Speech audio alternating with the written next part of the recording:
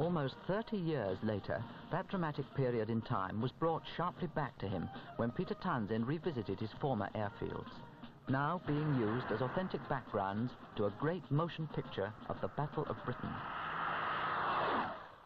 Born in 1914, at the start of the First World War, Peter Townsend's fascination with machines of the air was to lead him into becoming one of World War II's most distinguished heroes. When the war broke out, I was a flight commander in 43 Squadron. It was at a time when the Royal Air Force was described by somebody very well as the best flying club in the world. After 10 months of phony war, circumstances took a dramatic change. The Battle of Britain started on the 10th of July. I distinguished myself, not very much I may say, by being shot down at 6:30 the following morning on the 11th.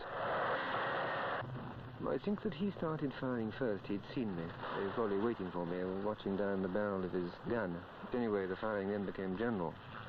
After a short time, there was quite a loud explosion, as a matter of fact, just in front of me in the cockpit. And I felt nervously to see if my entrails were still in place, and I'm glad to say they were. Anyway, I decided I had to bail out. I went over the side and came down and splashed into the sea. The sight of a Hurricane today, or a Spitfire with its Rolls-Royce Merlin engines roaring out power, is enough to send a thrill through the most jaded of arteries.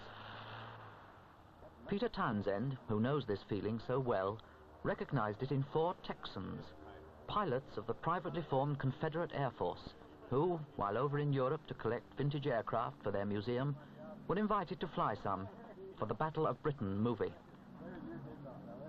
As together they inspected the camera plane, a converted American B-25 Mitchell bomber, Townsend was reminded of 3 previous American pilots he had known. The American pilots whom I knew, who fought in the Battle of Britain, were Red Tobin, Shorty Keogh. Now a DSO, DFC and bar, he became equerry to King George VI of England. 1950, 5 years into peace, and flying had again become light-hearted. Piloting a Hurricane in the colours of Her Royal Highness Princess Margaret, he finished second in the King's Cup air race. Now married to a beautiful Belgian girl, Peter Townsend has been writing a book on his experiences during the Battle of Britain. Research for this book has taken him to Germany, tracing his former opponents, and of course England, where the greatest living authorities on the Battle of Britain, including the then Chief of Fighter Command, Lord Dowding, have gathered to advise on the making of the movie. It's very interesting from my point of view, rather nostalgic in a way, to come back to these airfields and to be among Spitfires, and almost incredible to find myself stroking Heinkels and Messerschmitts and so on, airplanes which we were trying to destroy and which indeed were trying to destroy us. Group Captain Peter Townsend, CBO, DSO, DFC and bar, one of the few who fought through the Battle of Britain and lived to tell the tale.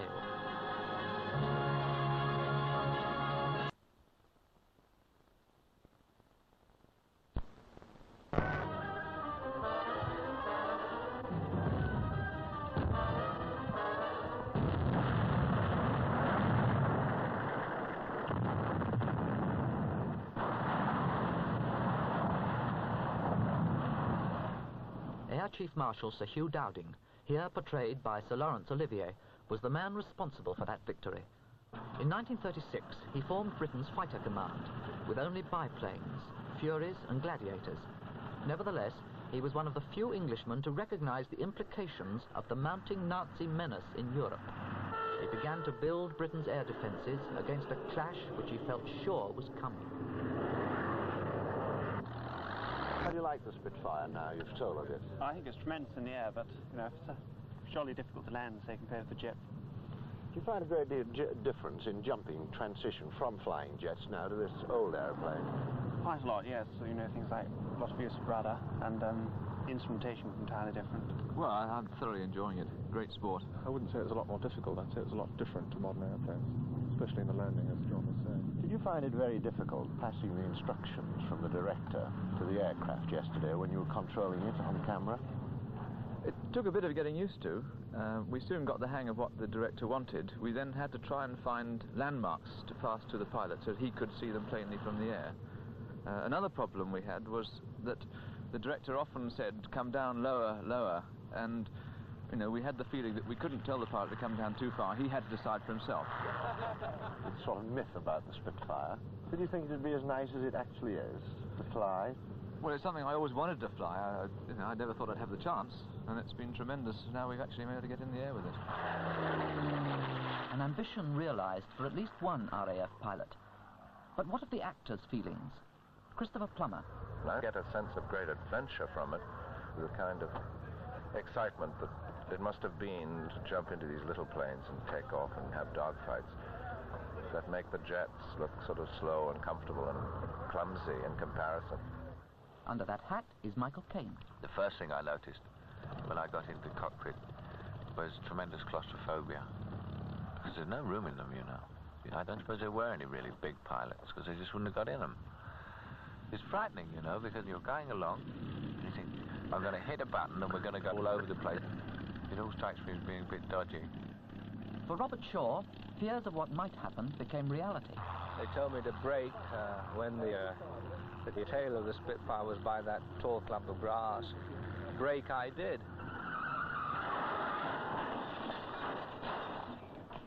They'd sort of charged up the brakes during the night, so they were a lot stronger than they were.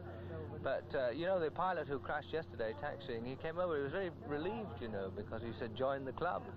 And apparently he'd been told off yesterday for crashing his Spitfire, so he was very relieved when somebody else did it. That's all. Matter of fact, it was a very nice sensation. I feel very proud of myself, because I'm the only man ever, I suppose, who's crashed a Spitfire and had it in operations again within about 5 seconds.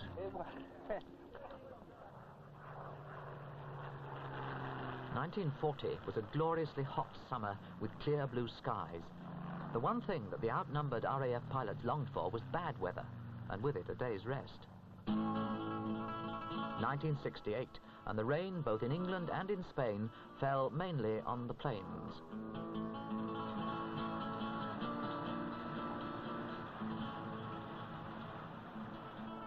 Airfields became swamps, making flying impossible.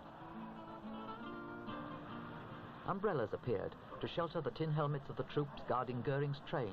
Filming became waterlogged. So too did Reich Marshal Goering. Oh, ist das ein schlechtes Wetter. Kinder, bei diesem Wetter findet der Krieg im Saale statt. When the sun came out again, it shone down on a curiously painted beast of the air, an American World War II B-25 Mitchell bomber, now the appointed camera plane, with the job of filming the spectacular air battles. Precision was the key word. You can't play games with aircraft. Each sortie was worked out by cameramen and pilots down to the last detail.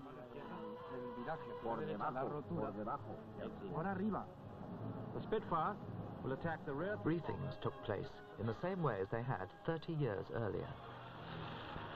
The B-25 colour scheme may appear garish. It needed to be. But it was only by closely watching the colours and stripes that the mass of aircraft, British and German, were able to position themselves correctly for the 4 cameras in the B-25. The Battle of Britain was on again.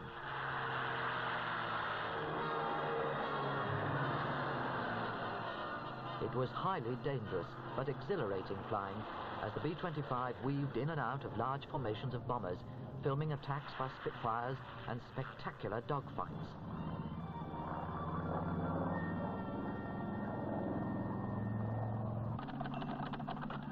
Movie continuity girls are notoriously unflappable.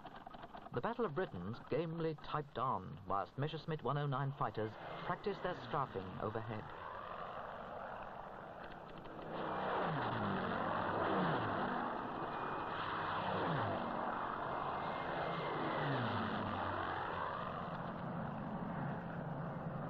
The real Battle of Britain lasted 16 weeks. It took the movie makers 7 months to film the aerial sequences. 7 months, during which time spectators on the ground in Spain, France and England watched enthralled as the great aerial battles of 30 years ago were again fought out above them.